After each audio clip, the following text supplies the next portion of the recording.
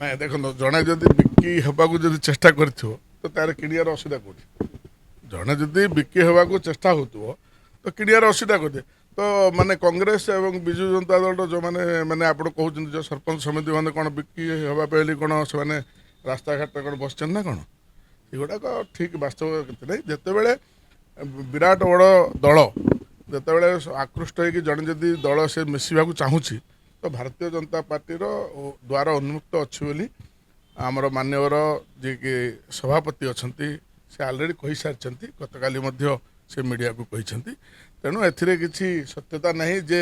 ଆମେ କିଣିକି ନେଉଛୁ ସତପ୍ରବୃତ୍ତ ଭାବେ ଯିଏ ଆସିକି ଦଳରେ ସାମିଲ ହେବ ସେତେବେଳେ ମାନ୍ୟବର ସଭାପତି ଯାହା ଠିକ୍ ଭାବୁଛନ୍ତି ସେତେବେଳେ ସେ ଗ୍ରହଣ କରୁଛନ୍ତି। ଏତେ ଲୋକଙ୍କୁ ମିଶାଇଲେ ବିଜେପିର ଯେଉଁ ଲୋକମାନେ ଖଟିକି ଅଧିକ 24 ବର୍ଷ ଧରି ଖଟିକି ଗୋଟେ ଶାସନକୁ ଆସିଛନ୍ତି ସେମାନଙ୍କ ଭିତରେ ବିଦ୍ରୋହ ମାନେ ମନ ଦୁଃଖ ରହୁଛି ଯେମିତିକି ଆପଣ ସିମୁଳିଆରେ କିଛି ସମୟ ପୂର୍ବରୁ କହୁଥିଲେ ପଦପଣ୍ଡା ଯେ ଆପଣ ସେଠି ବିଜେପି ସେ ସର୍ବାଧିକ ଭୋଟରେ ଜିତିଛନ୍ତି ଆପଣ ଯଦି ଶଶି ସାହୁକୁ ମିଶାଉଛନ୍ତି ସେଠି ଗୋଟେ କ୍ଲାସ୍ ହେଉଛି। ଦେଖନ୍ତୁ କାହାକୁ ମିଶାଇବେ କାହାକୁ ଗ୍ରହଣ କରୁଛନ୍ତି ଯେତେବେଳେ ଗୋଟେ ଆମର ପାର୍ଟିର ଯେତେବେଳେ ହାଇକମାଣ୍ଡ ଅଛନ୍ତି ସେତେବେଳେ ନିଷ୍ପତ୍ତି ନେଉଛନ୍ତି ସେ ନିଷ୍ପତ୍ତିକୁ ସର୍ବମାନ୍ୟ କହୁଛନ୍ତି କିନ୍ତୁ ଯେତେବେଳେ କେଉଁଠି ନା କେଉଁଠି ମାନେ ରୁରାଲରେ ଗ୍ରାସରୁଟ୍ରେ ଯେତେବେଳେ ନିଆଯାଏ ସେତେବେଳେ ଲୋକାଲ ଲିଡର ମାନଙ୍କର ମତ ନେଇକି ନେଇଗଲେ ଆହୁରି ଭଲ ହେଇଥାନ୍ତା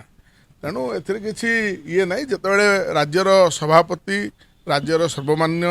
ଦଳର ଯେତେବେଳେ ଆମର ନିଷ୍ପତ୍ତି ନେଉଛନ୍ତି ତାହାକୁ ଆମେ ସମସ୍ତେ ଗ୍ରହଣ କରିକି ଗଲେ ଦଳର ଭଲ ହେବ ସଂଗଠନ ଭଲ ହେବ ଆଗକୁ ଆଗକୁ ଆହୁରି ଓଡ଼ିଶାର ମଧ୍ୟ ଭଲ ହେବ।